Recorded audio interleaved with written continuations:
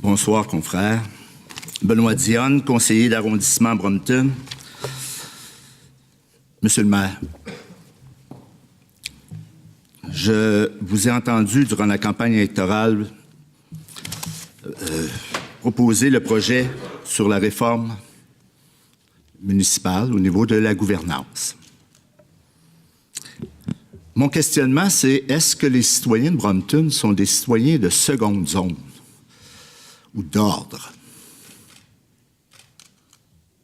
J'aimerais vous rappeler qu'à la dernière campagne électorale, tous les conseillers de Brompton ont été élus à très forte majorité. Vous n'avez pas obtenu la majorité dans notre arrondissement. J'aimerais vous rappeler que lorsqu'on désire effectuer des changements au niveau de la gouvernance et au niveau de l'administration, il serait peut-être intéressant de regarder et consulter les employés qui travaillent directement dans ces services. Ils ont peut-être des choses à dire. Je vous rappelle que la grande majorité de ces gens-là vont se retrouver dans une nouvelle structure centralisée et bien entendu, sûrement avec un très beau sourire. Bienvenue à la ville de Sherbrooke. Les arrondissements, on y croit ou on y croit pas. Et monsieur le maire, vous ne ferez jamais, mais jamais, la démonstration que vous croyez aux arrondissements. Et je veux vous en donner quelques exemples.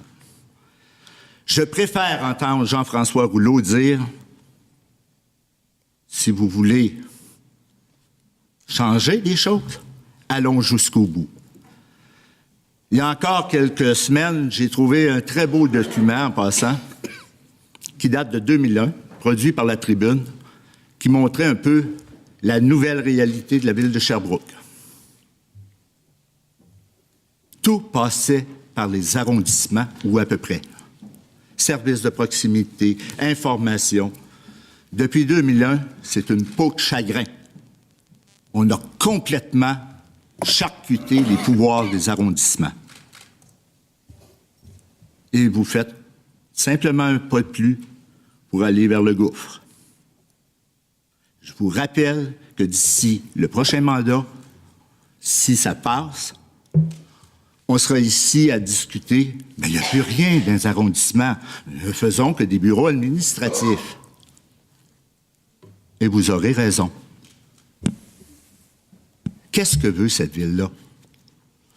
Vous avez fait une proposition, nous la recevons, mais je sais que toute l'organisation, vos attachés politiques, nos services vont travailler pour cette proposition. Nous, c'est des citoyens de Brompton qui vous le disent, là, on n'en veut pas.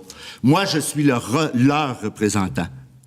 Et je vais continuer à défendre ces gens-là qui disent quoi?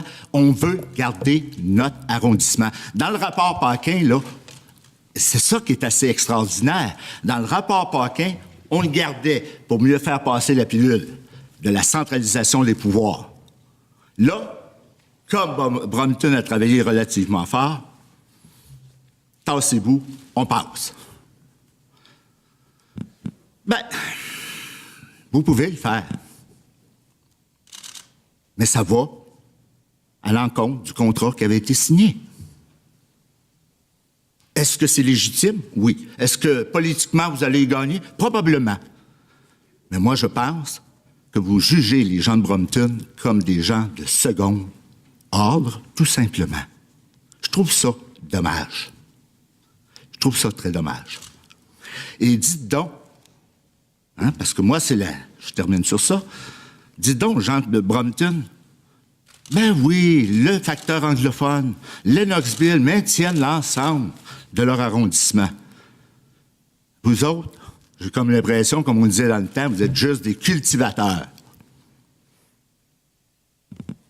Monsieur le maire, je vous demande, puis je termine avec ça.